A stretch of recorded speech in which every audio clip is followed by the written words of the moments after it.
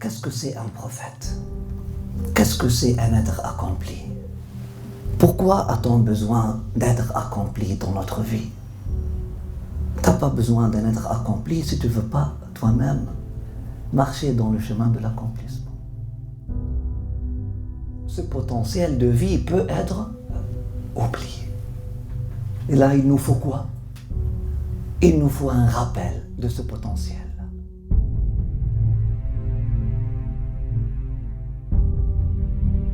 La naissance du prophète, sallallahu alayhi wa sallam, n'est pas n'importe quelle naissance. Son pèlerinage, sa prière, sa prosternation, son mariage n'ont pas été juste des épisodes. Donc, il faut étudier la vie du prophète sallallahu alayhi wa sallam afin de comprendre le vrai sens de la vie. Là, on comprend que c'est une vie qui n'est pas comme les autres vies. C'est un être qui a donné sens au verbe être.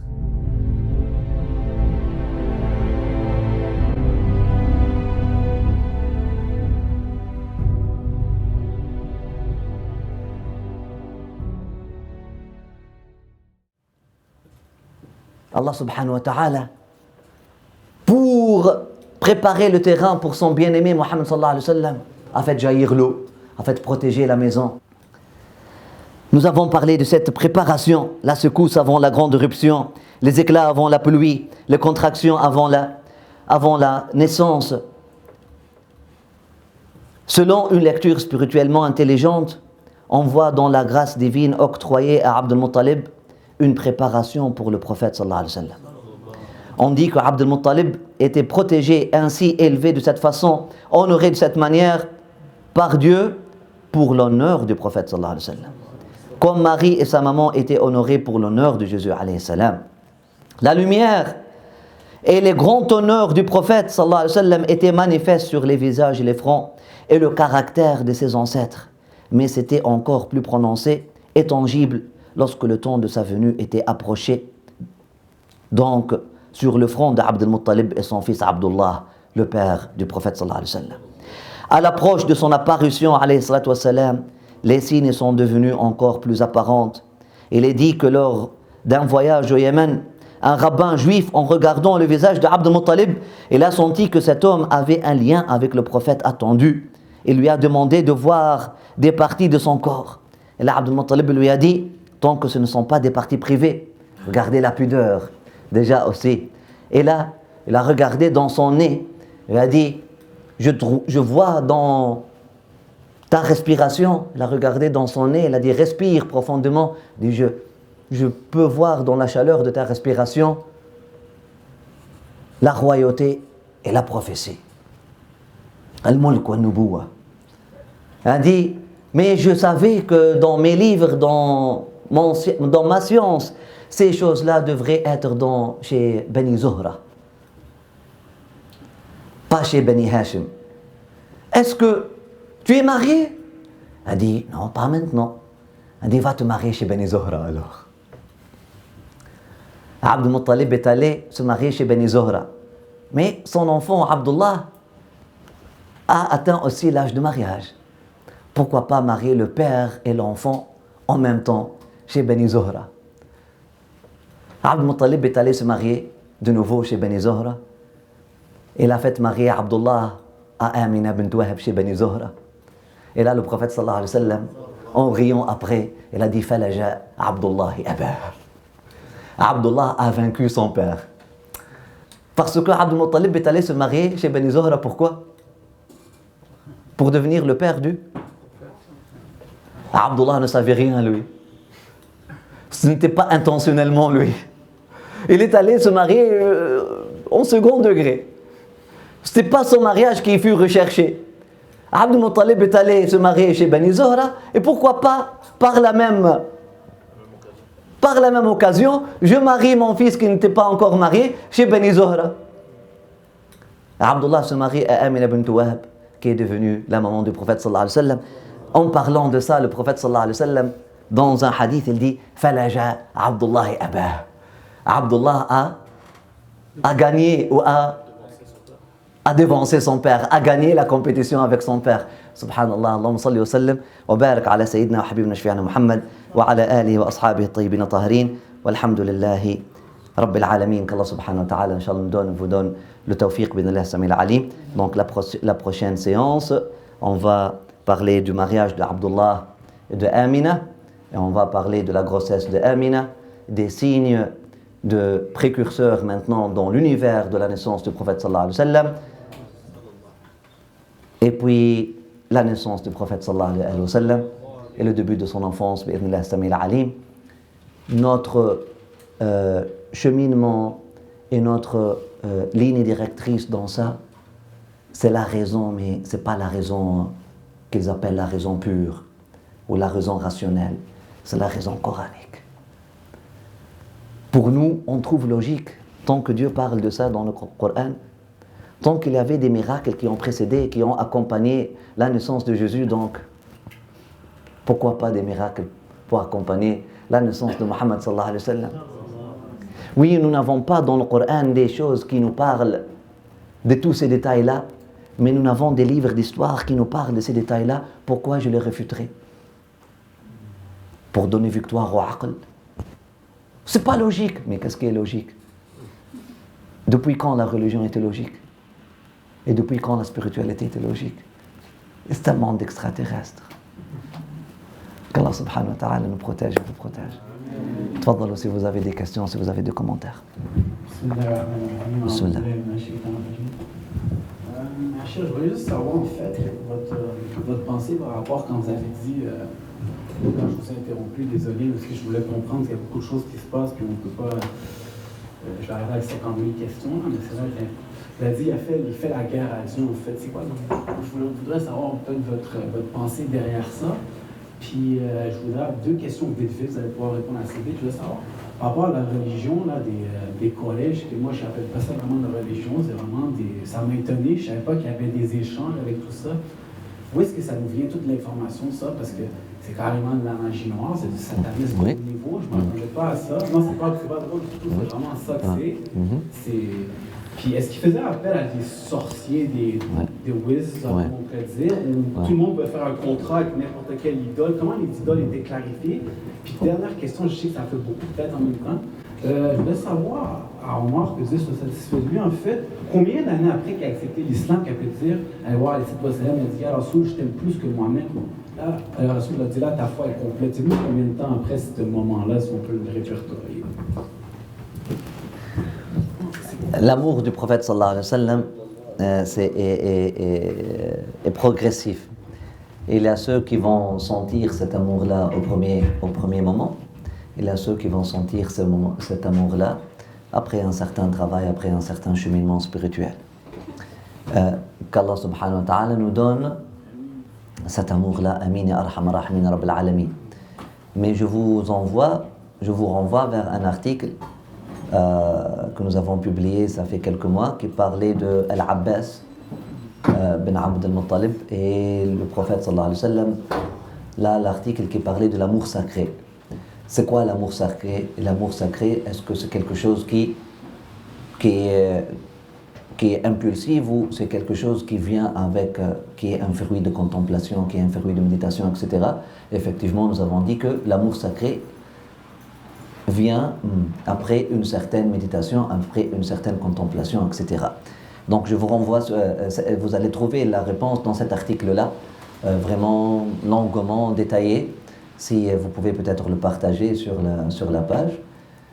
Mais il y a des compagnons qui ont atteint ça la minute même de leur conversion.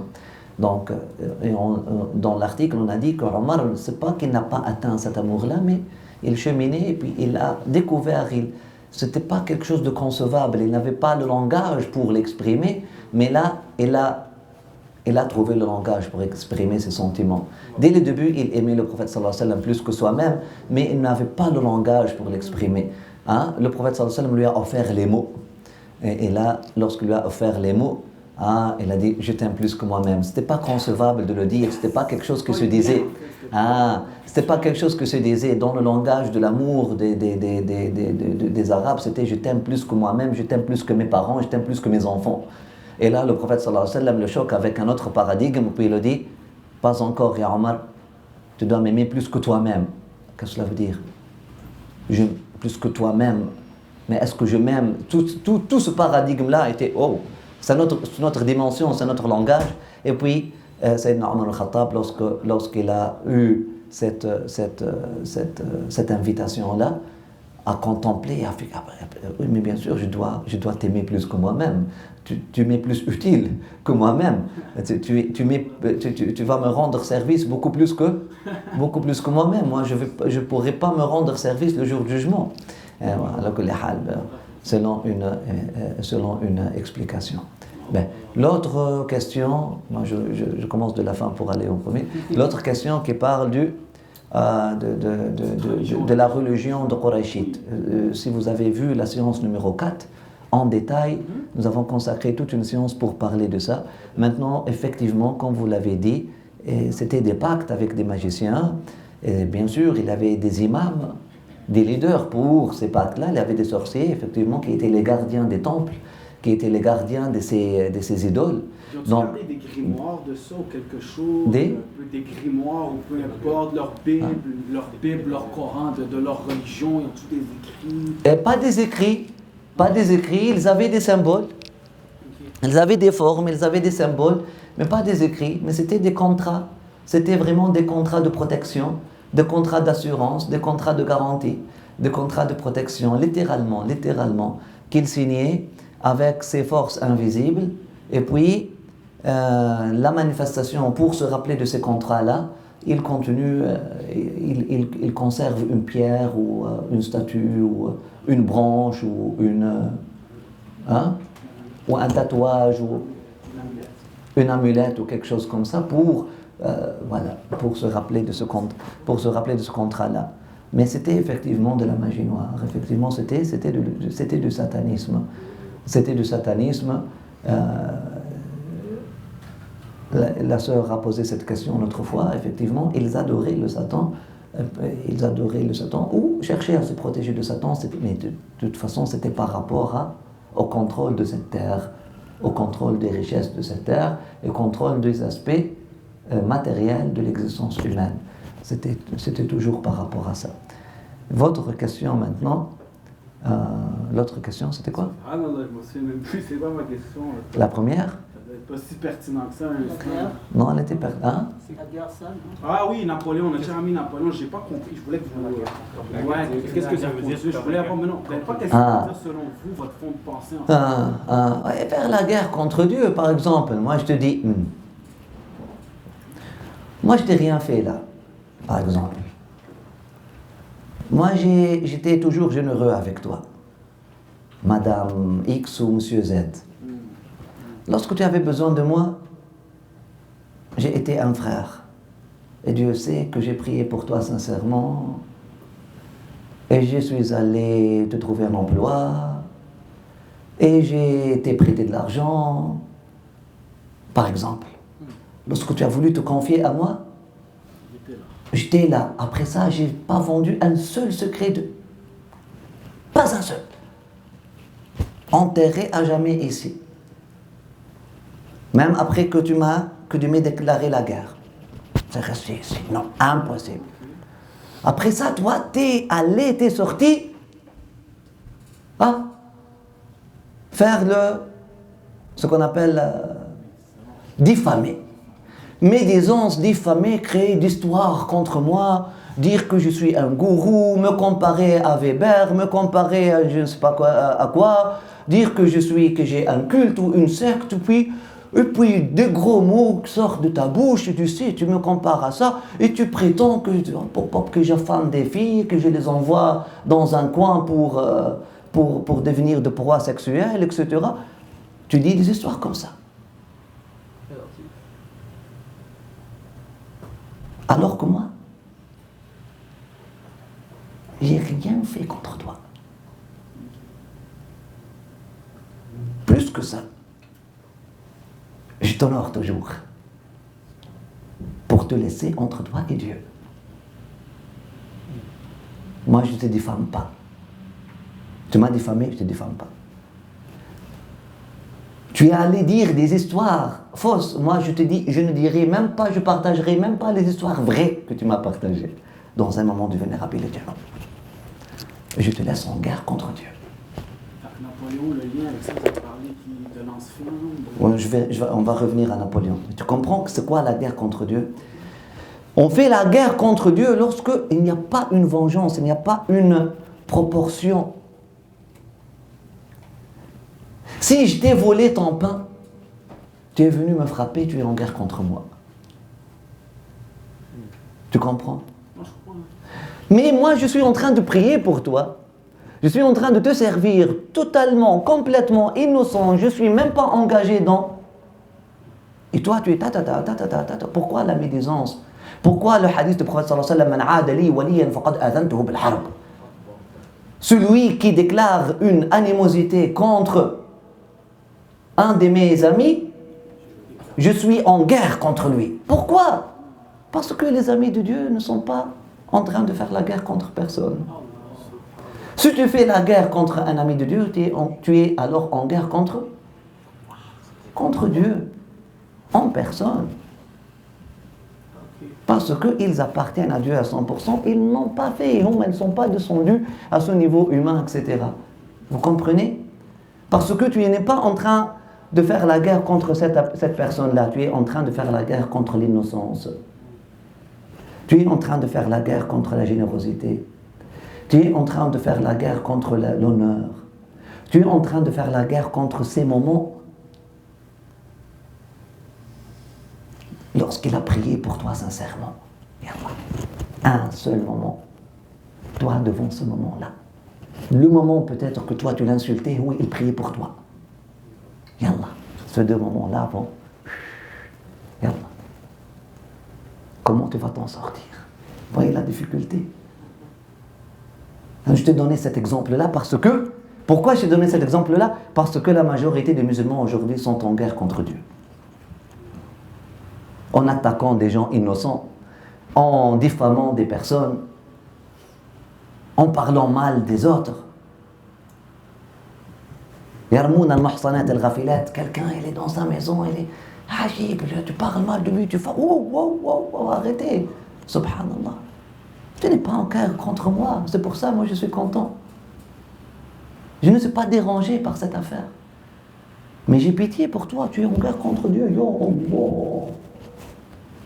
Qu'est-ce que tu vas faire? Comment tu vas faire? Subhanallah. Donc, lorsque les Français, lui, Napoléon Bonaparte, c'est pas le Napoléon Bonaparte, là, c'est son petit enfant qui était le roi,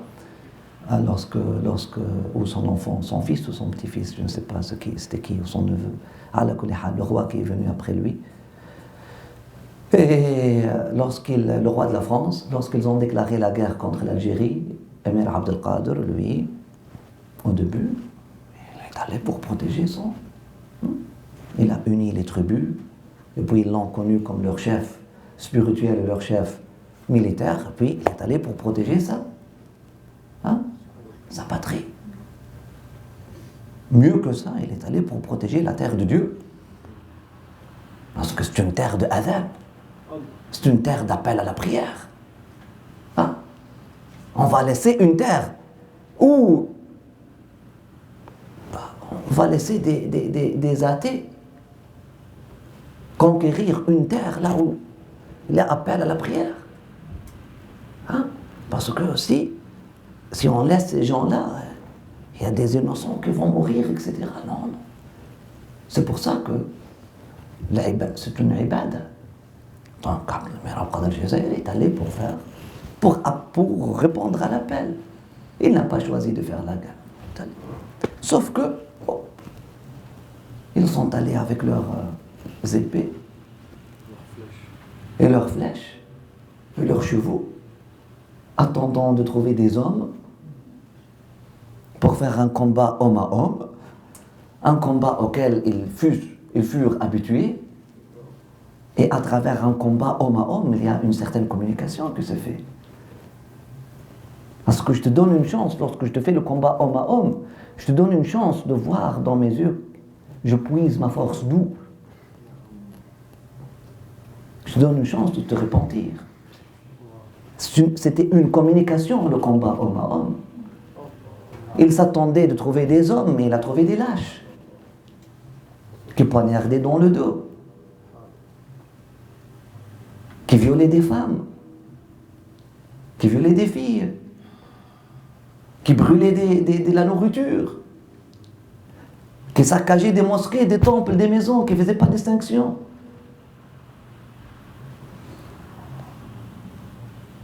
C'est Gog et Magog. Contre ces gens-là, on ne fait rien. Contre ces gens-là, on les laisse avec Dieu. On laisse Dieu gérer leur affaire. Parce que j'ai deux choix, il a dit. Ou bien, je vais m'armer maintenant. Hein? Aussi salement que eux. Vous comprenez? Et là, je fais une guerre dans laquelle je ne fais pas une distinction entre femmes et hommes, et entre enfants et adultes, etc. Et je brûle tout. Ou bien, je me limite, je garde mes éthiques. Fait que ces gens-là sont laissés piller, ruler, violer leurs filles, leurs femmes sans rien faire? Non. Pas sans rien faire. Qui t'a dit sans rien faire? Ça, c'est pas un acte. L'acte de cesser le feu, c'est pas un acte. On l'appelle acte. Cesser le feu, c'est pas un acte. Lever le drapeau blanc, c'est pas un acte. C'est un acte. Mais comment tu peux faire confiance à quelqu'un qui ne respecte pas ça? C'est pas à lui. Il n'a pas fait confiance à eux. Abd al-Muttalib, qu'est-ce qu'il a dit? J'ai confiance, ils vont rien faire. Il a dit, Ya Rab, tu vas faire. Il a fait confiance à Dieu. Nous, Allah lam yata'abbadna bin nata'ij. Dieu ne nous a pas donné, notre ibada n'était jamais par rapport au résultat. Dieu ne veut pas de nous qu'on atteigne des résultats coûte à coûte. Coûte que coûte. Dieu nous donne accès à des moyens légitimes et il nous donne accès à des moyens illégitimes. Et l'être humain qui est mohammedique, il va prendre seulement les moyens légitimes. Al-ghaya tuqarriru al-wasila. La fin décide des moyens. Une fin noble ne peut être achevée qu'à travers des moyens nobles. C'est le paradigme mohammedique. Le paradigme moderne machiavélique, il te dit la fin justifie les moyens. Coûte que coûte, je dois arriver à ce résultat, libérer la Syrie, par exemple, de ce tyran qui s'appelle Bachar al-Assad. Donc, je peux mentir, je peux faire des films comiques, je peux créer des histoires, je peux donner des images fausses, je peux juste... je peux le blâmer avec les choses qu'il a faites, en les exagérant comme en créant des histoires. Et puis là, entre nous, mais il est moche de toute façon, qu'est-ce que j'ai ajouté, moi? Le prophète sallallahu alayhi wa sallam, un jour, ils sont venus à lui. Et on dit, cette personne-là a tué. Ok. Et là, quelques minutes après, et la preuve qu'il a tué a été établie. Quelques minutes après, et on dit, et il a volé aussi. Il dit, vous avez une preuve? Il dit, Ya Rasulallah, celui qui a tué aurait pu voler.